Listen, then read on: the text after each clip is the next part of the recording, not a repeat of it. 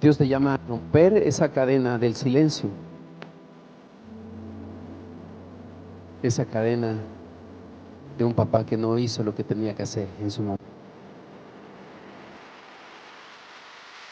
Muy importante y muy confrontativo, y vamos a hablar sobre Absalón sanando la herida paterna.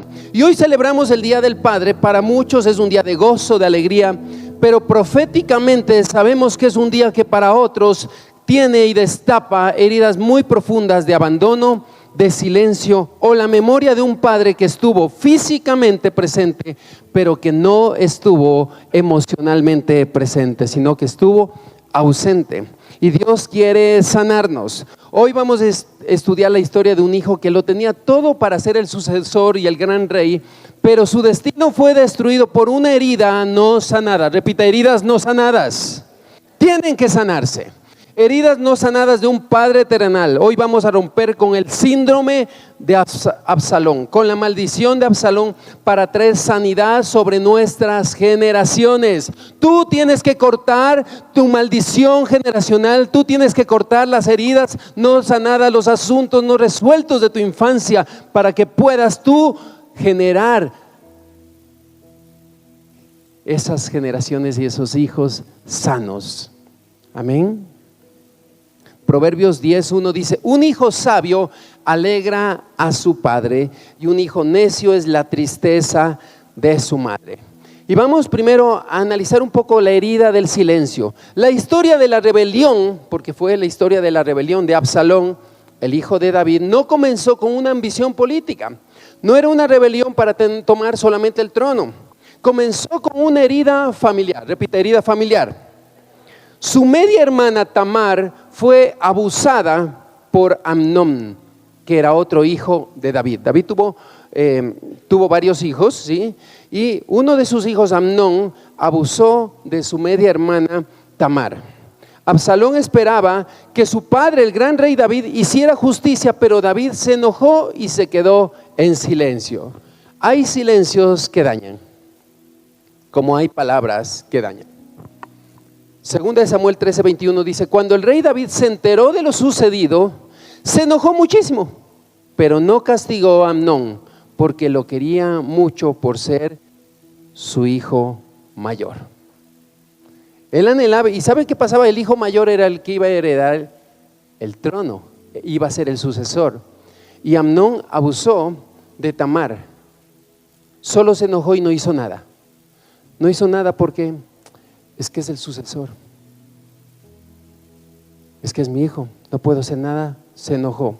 El silencio de un padre ensordece el corazón de un hijo, porque cuando los padres terrenales no ponen límites, no protegen o no afirman, cuando rechazan, cuando intimidan, cuando violentan, abusan, se crea un vacío que el enemigo lo llena con amargura. Ese silencio de David para disciplinar, lo que hizo es llenar el corazón de Absalón de amargura. Repita: amargura. En el caso de David fue su pasividad, su indolencia, su indiferencia. Papás que nunca dicen no, que no corrigen y que jamás disciplinan. Porque David, dice la Biblia, que fue un hombre, es el único que dice que tenía un corazón como el de Dios. Él tenía un corazón conforme al de Dios. Sin embargo, aunque fue un gran estratega militar, aunque fue un gran estratega político, aunque fue considerado el mejor rey de Israel, el rey que Dios quiso ponerlo ahí, tuvo problemas familiares. Repita: problemas familiares. Y tuvo un gran problema familiar, porque eso fue un lío familiar, pero que le pasó factura a nivel de sus hijos, de la crianza de sus hijos. Entonces, Dios nos ha llamado como padres a disciplinar, a corregir y a poner límites, y desde temprano. Pero hoy, al menos las generaciones de hoy en día son bastante permisivas. ¿Se ha visto? Estaba viendo un reportaje recién, si no me equivoco, era en Holanda o Irlanda. Ya por ley está prohibido celulares y redes sociales a los menores de 16 años. De 16 para abajo, prohibido, totalmente. Ya prohibieron, eso fue la semana anterior. Ya voy a buscar el reportaje exacto, les voy a mandar. Prohibido totalmente. Pero hoy es: mi hijito está aburrido, mi hijito está frustrado, Mi hijito hace berrinche, toma el celular. Porque ¿sabe qué? Estamos teniendo una generación demasiado permisivas. Papás demasiado permisivos. Y aquí vemos que en el caso de David, su pasividad generó ese dolor. Y muchos aquí hoy estamos peleando esas guerras emocionales y sufriendo faltantes hoy porque tu padre terrenal no te defendió cuando necesitabas. Absalón, ¿qué hizo? Guardó ese dolor, y ese dolor no sanado se fue convirtiendo en rebelión porque David no hizo nada. Y tu herida es válida, está bien tu herida, es justa, es válida, pero usarlo como una excusa para autodestruirte con amargura es una trampa que el mismo infierno quiere poner en tu alma para destruirte. Esa amargura o ese resentimiento, esa ira, ese deseo de venganza de tu papá terrenal te va a amargar la vida. Ese dolor que tienes ahí en tu corazón porque tu papá dejó a tu mamá y se fue con otra, esa rabia profunda que tienes en tu corazón te va a destruir la vida y te va a destruir tu alma. Que tu papá te violentó, te castigó indiscriminadamente y tú lo tienes guardado, ese rencor se está haciendo una carcoma en tu corazón y te va a destruir la vida. Y Dios nos llama hoy como padres a romper la cadena de la pasividad y la indiferencia. El mundo te dice que tu trabajo es traer el dinero, proveer para tu casa, pero Dios dice que nosotros somos un muro de protección y de justicia en la casa, que no debemos quedarnos en silencio ante las batallas que están viviendo nuestros hijos, porque nuestros hijos están viviendo batallas constantemente, desde que son pequeñitos, cuando están en la preadolescencia, en la adolescencia, pero a veces nuestro enfoque es tanto el trabajo que dejamos de crecer, porque los hijos van creciendo, pero uno a veces deja de crecer, y eso puede ocasionar grandes problemas frente a los hijos. Ahora, Absalón, al no encontrar esa justicia con su padre, decide hacer justicia por su propia mano. ¿Qué decidió él? Hacer justicia por su propia mano. Me voy a vengar. Fue injusto lo que hizo mi papá, me voy a vengar. Yo no sé cuáles son las palabras amargas que salen de tu papá. No sé cuáles son las decepciones, porque a veces es tan fácil juzgar a nuestros padres sin haber estado puestos de esos zapatos. El tema es que un día vamos a ser papás y ahí vamos a ver, ¿sí? Yo tenía un poquito de una sensación un poco rara de mi papá, porque mi papá éramos muchos hermanos. Mi papá tuvo prácticamente 7 hijos en 4 diferentes mujeres. Entonces mi papá no se daba tiempo porque a veces estaba con nosotros, a veces estaba por allá, a veces estaba por acá y a veces estaba por allá. Sí, entonces él andaba siempre de ciudad en ciudad, de pueblito en pueblito, y a veces llegaba acá y se iba por acá y a veces vivía por acá y otra vez. Entonces esa nos generó cierta inestabilidad. Y yo tenía un poquito como un poco de enojo, yo digo, como esa frustración de hijo con mi papá, porque yo quería que mi papá sea mío. Sí, pero también me tocaba compartirlo con otros medios hermanos también. Entonces era algo como un dolorcito que tenía. Pero recuerdo que cuando tenía unos 12 años, 13 años, yo lo acompañaba a mi papá a trabajar, ¿sí? Y mi papá era electrónico, él reparaba refrigeradoras, televisores, y vivíamos en un pueblito, en unos pueblitos, y mi papá nos íbamos caminando desde la ciudad hasta las veredas o los pueblitos distantes, y yo le cargaba la maletita de las herramientas, ¿sí? De las herramientas para soldar, reparar las refrigeradoras y todo, ¿ya? Íbamos en el camino y eran largos trayectos, y a mí por eso me gustaba ir con mi papá, iba caminando cargado la maleta. Y en un momento en esas conversaciones mi papá empieza como cuando estás pensando en voz alta. Íbamos caminando con mi papá y a veces no se sabe de qué conversar, íbamos en silencio, cuando de pronto dice: qué bruto yo, qué tonto, dice, ¿qué estuve cuando era joven? Yo quizás lo único que tenía es que quedarme con ustedes dos, me dice, estabilizarme, estar tranquilo en la vida y no andar dejando hijos por un lado, por otro lado y por otro lado. Y después no tengo tiempo ni para los unos, ni para los otros, ni para los otros. No puedo ser un papá presente. Y eso a mí trajo sanidad. Repita, sanidad. Sanidad. Repita, sanidad. Y fue algo muy inconsciente, porque yo no conocía del Señor ni nada. Yo era un chico de 12, 13 años. Pero en un adolescente yo entendí que mi papá dijo, en otras palabras, me equivoqué, fallé. No me lo dijo a mí, perdóname hijo, perdóname mi hijito, sino que lo dijo como un pensamiento. Y yo entendí que él es como que se dijo, lo hice mal. ¿Y qué pasaría si tu papá nunca te dijo eso? ¿Y qué pasaría si él se sintiera orgulloso de todo su daño? Yo no sé cuál es la herida que tú tengas, pero ese deseo de desquite y de venganza y de rencor tienes que dejarlo hoy aquí en el altar y quemarlo por el fuego del Espíritu Santo, y no te vas a ir con esas cadenas de aquí. Al no encontrar justicia, Absalón decide hacer justicia por su propia mano. Mató a Amnón, su medio hermano. Luego comenzó una campaña para robarle el reino a su padre. Separaba las puertas de la ciudad a decirle a la gente, ay, es que si yo fuera el rey, yo sí les escucharía y les haría justicia. Dice que él empezó a ganarse el corazón de la gente. Segunda de Samuel 15:6 dice, de esta manera Absalón se robó el corazón de la gente de Israel. Él tenía carisma, pero no tenía carácter.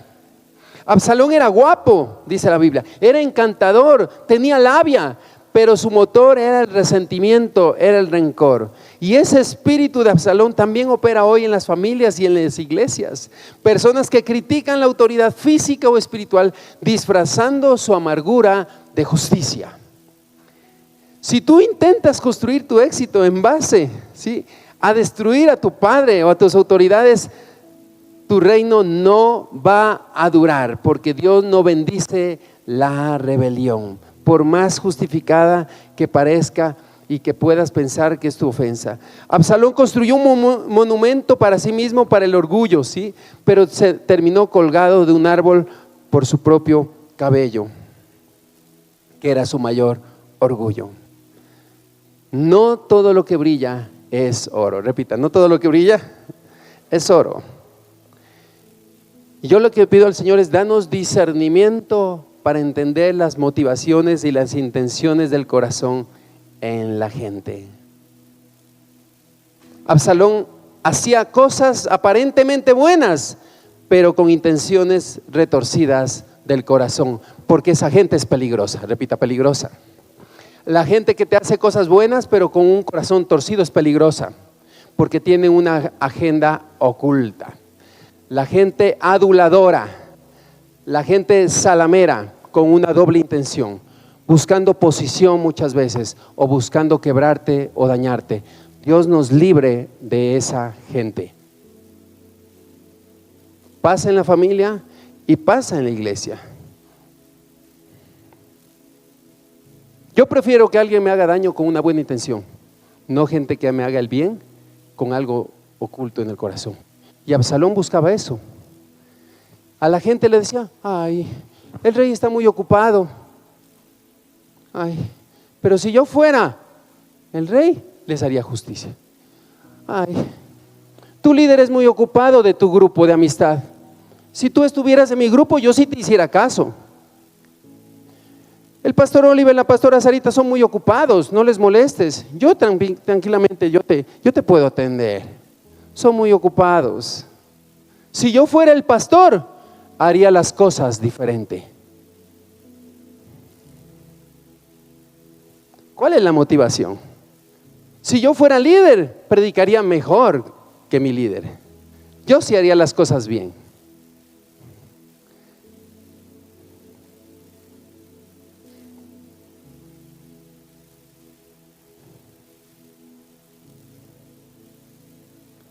Su encanto y labia le permitía adular y convencer al pueblo, ganarse el corazón del pueblo.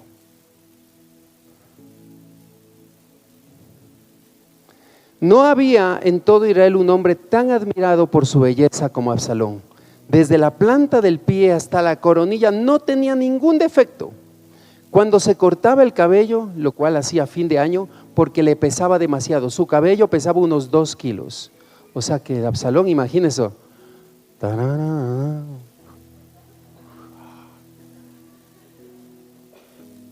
Yo me imagino que tenía sus six-packs, sus pectorales, así, todo su piso. Hacía las nenas, una guiñada de ojo y las chicas salían. Sí, yo me imagino que era así. Sí, una postura, una pose. ¿Las mujeres dónde están?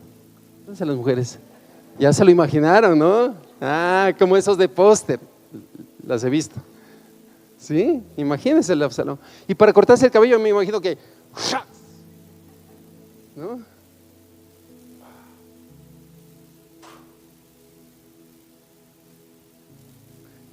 Carisma sin carácter. Repita, carisma sin carácter.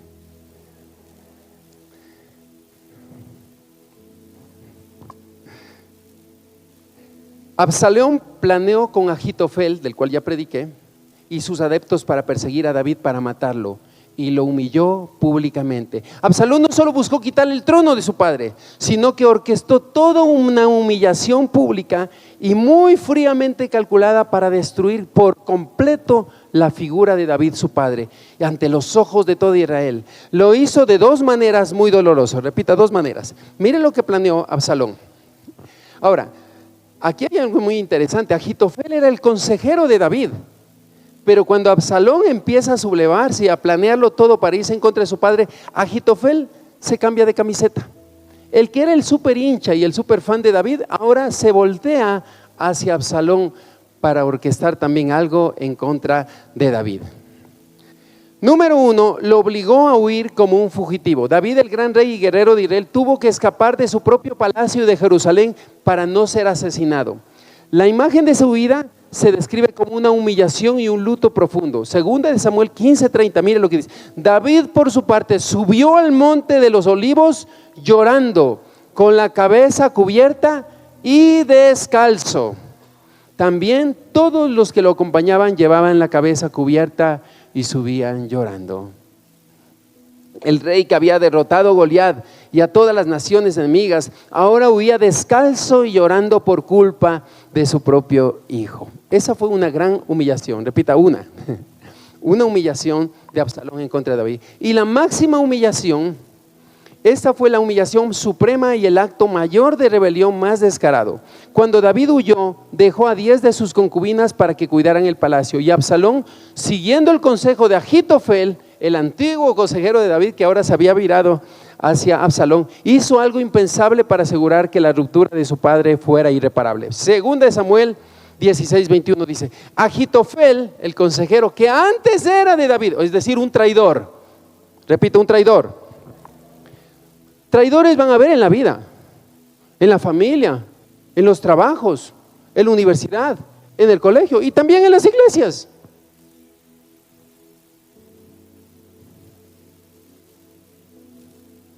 Ojalá se fueran rápido. El tema es que se quedan planeando.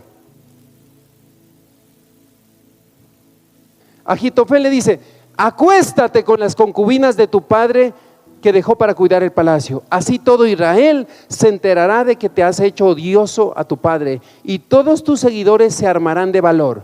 Entonces armaron una tienda de campaña en la azotea del palacio, y a la vista de todo Israel, Absalón se acostó con las concubinas de su padre. Aquí podemos ver también un acto de humillación. Este acto era una completa humillación, y eso ya mostraba que iba a ser irreconciliable totalmente la reparación de ese daño. Ahora, cuando el ejército de David va a enfrentar a Absalón, la orden del rey sorprende a todos y les dice: por favor, por amor a mí, traten con suavidad al joven Absalón. Cuando le traen a David la noticia de que su hijo rebelde ha muerto, vemos una de las escenas más desgarradoras y reveladoras de toda la Biblia. Segunda de Samuel 18:33. El rey David se estremeció y, subiendo a la habitación que estaba encima de la puerta de la ciudad, se echó a llorar mientras caminaba y decía: hijo mío Absalón, ojalá yo hubiera muerto en tu lugar. Absalón, hijo mío, hijo mío. David falló como juez de su casa y como padre, pero en este grito vamos a ver el destello también del amor de Dios. A pesar de la traición, el padre no quería venganza, el padre quería a su hijo de vuelta. Y Dios también quiere hoy tu corazón de vuelta a su corazón. Si un día te alejaste del Señor, si un día tú te rebelaste en contra de Dios, Dios quiere tu corazón de vuelta. Repita, mi corazón va a volver a la casa de mi Padre. A lo mejor hoy sientes que has fallado tanto a Dios como a tu familia, o que solo mereces juicio. Pero el grito del Padre no planea tu destrucción, no planea destruirte. Él lo que planea es restauración y espera tu regreso. Porque Dios está esperando el regreso de sus hijos a casa, el retorno del pródigo a casa. Dios está esperando el retorno de los hijos, porque dice que Dios hará volver el corazón de los padres a los hijos y de los hijos a los padres. No hay papá perfecto, no hay hijo perfecto, no hay pastor perfecto, ni tampoco hay ovejas perfectas. El otro día alguien conversaba con mi esposa, le dice, es que los pastores, que el pastor, el que es pastor, el pastor. Entonces mi esposa le dijo sabiamente, le dijo, sí, dijo, ¿tú me estás hablando de malos pastores? Sí, deben haber seguramente malos pastores. Así como hay malos pastores, también hay buenos pastores. Pero también así como hay buenas ovejas, todas las ovejas no son perfectas. También hemos tenido ejemplo de muy malas ovejas y de muy malos discípulos. Así que ni lo uno ni lo otro. Estamos en un mundo quebrado por el pecado. Y la iglesia está formada de carne. Lo único que nos queda es consagrarnos al Señor, santificarnos delante de Dios, poner nuestra mirada en Cristo Jesús y examinarnos a nosotros mismos y cuidarnos a nosotros mismos, nuestro propio corazón. Porque mi corazón es mi responsabilidad, mi cabecita es mi responsabilidad. Lo que aunque estés escuchando una palabra aquí, es tu responsabilidad de retener lo bueno y desechar lo malo. Así es la vida humana. Come lo bueno, desecha lo malo. Como colocar un colador cuando hace el jugo. Las semillitas, lo que nos sirve, lo bota y deja lo bueno. Así es la vida cristiana. Usted tiene que aprender a discernir. Y cuando usted siente que algo está sucio, porque a veces le pasa a usted en la casa que cuando deja ahí algo de basura, hay basura que huele más mal que otra. ¿Sí? Yo lo cuento con un testimonio. Con mi esposita fuimos una vez a comprar un pollito. Y para hacer el almuerzo hicimos las compritas, compramos el pollito y yo lo puse en la parte del carro, como estamos ahí al apuro, puse por ahí atrás del asiento del chofer, ahí atrás lo puse. Y ya hicimos todas las cosas, llegamos a la casa y bueno, entre la frenada y todo, el pollito se ha metido debajo del asiento del chofer. Bajamos todas las compras y todo, nos olvidamos del pollo, ¿no? Ya un día, 2 días, al tercer día sentí un olorcito raro, dije, ¿será yo? No me puse un olor feo, pero no, yo sé que a veces cuando uno suda huele mal, pero ese no era olor, a ese era diferente, era podrido. Yo digo, ¿qué huele? ¿Qué huele? ¿Qué será? ¿Zapatos? De pronto, ¿no? Todo pasa, nada. Bueno, seguimos al centro, pero ese olor estaba bien. Ya tercer día, no, olía feo. Cuarto día, olía más mal. Decía, ¿qué será? ¿Qué será? La alfombra, saqué los tapetes, limpié. Cuando nada, me fui con la aspiradora a limpiar y todo. Cuando me agacho por ahí veo el pollo podrido. Uy, saqué ese pollo. Ahora sí que poner ahí un montón de desinfectante para que se vaya ese olor que olía todo, así en toda la tela del carro, y ahí dejar abierto eso en el sol y échale desinfectante.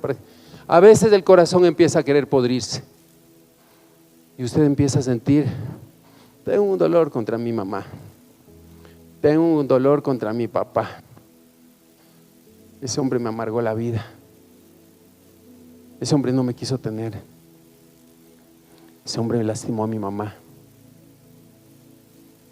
fue injusto, fue infiel, fue un bebedor, fue un borracho, fue un violento, fue alguien que me abandonó, fue alguien que me dijo con sus hechos que no me amaba, que no me quería, fue un promiscuo, fue un hipócrita, fue un falso, fue un vago, fue un perezoso. me dejó abandonado, me rechazó, me hirió, me lastimó, me exigió más de lo que yo podía cuando era niño. No tuvo compasión, tenía compasión con otros, conmigo no. Fue un tacaño, generoso con otros, pero con la casa era un tacaño, era un grosero. Y el guardadito está en el corazón, pero hoy te vas a ir sano. Amén. Hoy te vas a ir sano, dije. Ahora el mensaje aquí se vuelve glorioso. David gritó: ojalá yo hubiera muerto en tu lugar. Pero fue solo un deseo impotente. David no pudo salvar a Absalón. Pero siglos más tarde, del linaje de David nació el verdadero rey, Jesucristo nuestro Señor. Nosotros éramos rebeldes como Absalón, levantando nuestro reino, dándole la espalda, traidores, indolentes, pecadores. Pero nuestro Padre Celestial envió a su Hijo. Él lloró en el cielo por la humanidad que estaba perdida, y Él bajó y tomó tu lugar y murió por ti. Romanos 5:8, anote, dice: pero Dios nos demostró su gran amor incondicional, como cantábamos en esa canción, un amor incondicional, en que aún siendo pecadores, Cristo murió por nosotros. Cristo no murió por nosotros cuando ya cambiamos. Cristo desde antes mismo nos lavó, murió por nosotros. No porque nos merecíamos, sino porque su amor es más grande que todos nuestros pecados y nuestro pasado. En la cruz Jesús fue colgado en un madero, así como Absalón, que también fue colgado en un árbol y quedó su cabeza atrapada en un árbol. Él se hizo maldición por nuestra rebelión, para que nosotros recibamos la corona de justicia. Tu Padre Celestial te pudo haber fallado, pero tienes a alguien en los cielos que no nos falla. Tu Padre terrenal pudo haber guardado silencio, ser indiferente, ser un abusivo, un maltratador, pero en el Padre de los cielos es un Padre tierno, amoroso, un Padre lleno de amor, de bondad, que nos abraza, que nos espera con los brazos abiertos siempre, que deja las 99 y va por nosotros y nos rescató y nos hace linaje santo, linaje escogido, real sacerdocio, nación santa, pueblo escogido por Dios para anunciar las virtudes de aquel que nos llamó de las tinieblas donde estábamos, ahora a proclamar su luz, a vivir en su luz. La sangre de Jesús no solo perdona tu rebelión, sino que te injerta a la familia de un Padre perfecto que jamás nos abandonará. Nosotros como padres algún rato vamos a fallar, a un rato no vamos a estar cuando nuestros hijos nos necesiten. Nadie nos da una clase en secundaria o en la universidad que se llama taller para padres, ¿no? Paternidad 1.0, paternidad 2, paternidad 3, ¿sí? Tesis de paternidad, proyecto de grado de paternidad, no existe. Todos llegamos novatos, ¿sí o no? ¿Cuántos llegaron novatos a ser papás? Ya, cuando se embarazó Sarita, de nuestra primera hija, había de moda una revista, no sé si exista todavía, voy a hacerle publicidad, Crecer. Había una revista llamada Crecer, donde estaba, era todo sobre los bebés, que a los 3 meses hay que hacerles esto, que hay que hacerles motricidad fina. Y mi esposa, eso creo que fue la clase de paternidad que tuvo. Todo investigaba. En ese tiempo no había internet, o sea, imagínense, es ya bastante tiempo. Entonces, pero buscaba es aprender, porque nadie nos había enseñado y porque nosotros queríamos hacer lo mejor de lo que hicieron con nosotros. Perdone, porque el perdón no es el beneficio para el otro, es para usted. Rompa esas cadenas de usted. Seguramente lo vas a hacer mejor que tus padres, pero tampoco perfecto. A veces nos ponemos estándares tan altos y nos cuesta tanto perdonarnos a nosotros, porque como sufrimos tanto, quisiéramos nosotros hacerlo perfecto, pero bájale 2 rayitas, porque tampoco lo va a hacer perfecto. Nadie lo hace perfecto. También nos equivocamos, también somos sujetos de errores, también estamos fallos de fábrica, ¿sí? Y algún rato nos vamos a equivocar. Y si se equivoca, ¿qué tiene que hacer uno? Pedir perdón pronto.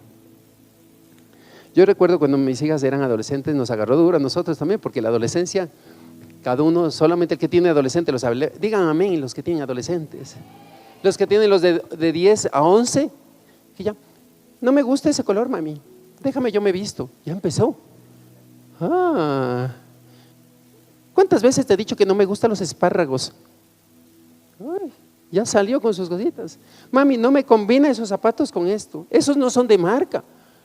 Ya todos se dan cuenta a los 10, 11, ¿no? Precoces los chicos. Después, ¿y por qué debo hacer eso? ¿Y por qué tú no haces eso? ¿Por qué me pides que ore cuando tú no oras? Todo pregunta, ¿no? Y ya uno le agarra a la adolescencia. Pero recuerdo que a veces uno se raya como papá. ¿Cuántos papás rayados hay aquí? Unos más que otros. Y yo recuerdo a veces esas conversaciones difíciles, domingo en la noche, reunión familiar a mis hijas. Bajamos todos a la sala. Solo Dios sabe las pedidas de perdón ahí y las lloraditas, pidiendo perdón. A veces 2, 3 veces por la misma tontería que uno hace. Porque uno se nos raya también. Porque somos humanos. Repita, somos humanos. Ojalá David hubiera hecho lo que tenía que hacer pronto.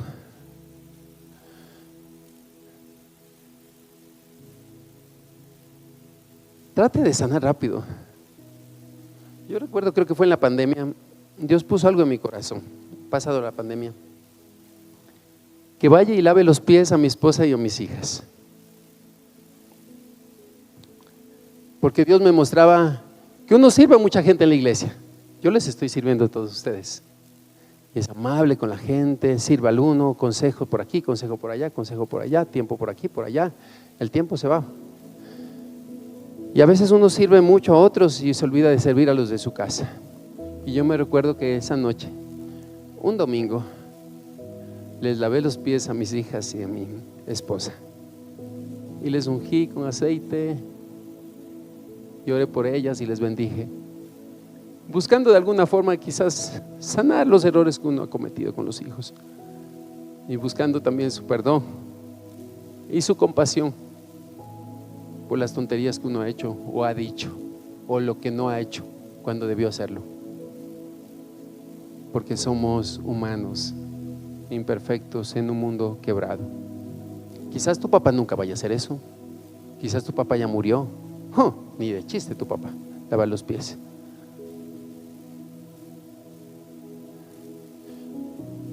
Pero el Padre de los cielos dice que se puso la cintura, la toalla, se inclinó a los discípulos y empezó a lavar los pies de uno en uno. Yo creo que Jesús ya ha hecho eso también. Y hoy el Señor quiere sanar. No sigas colgado del árbol de tu orgullo, de tu rencor, de tu venganza, de tu resentimiento. Deja que la gracia del Padre sane esa herida que dejó un papá imperfecto. Dios te llama a romper esa cadena del silencio, esa cadena de un papá que no hizo lo que tenía que hacer en su momento, que no dijo lo que tenía que decir.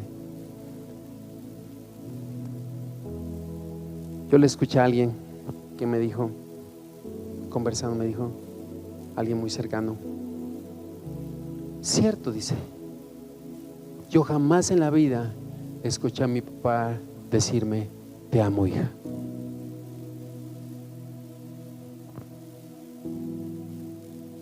Qué dolor.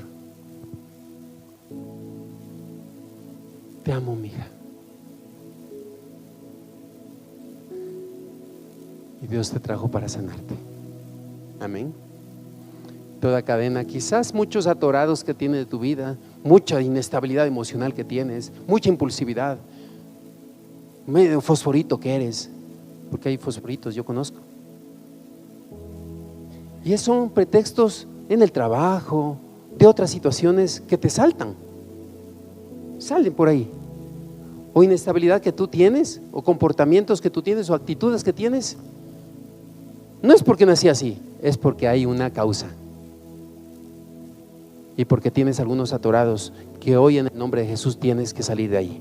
Amén. ¿Cuántos van a salir? ¿Quieres soltar eso de una vez? Para eso es el altar. Cuando te hacemos un llamado acá, es para que aquí en la presencia de Dios y por el poder del Espíritu Santo se suelte de una vez por otra y se corte.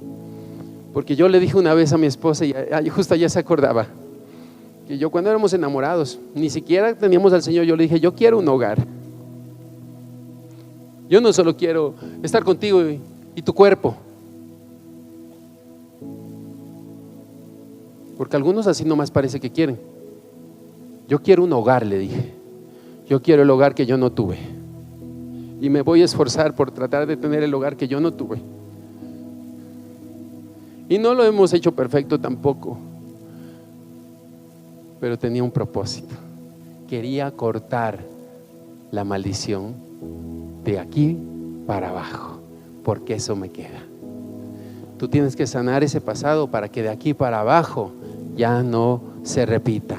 Ya no se repita, ya, dígalo así fuerte, diga, ya no se va a repetir mi historia en mis hijos ni en mis nietos.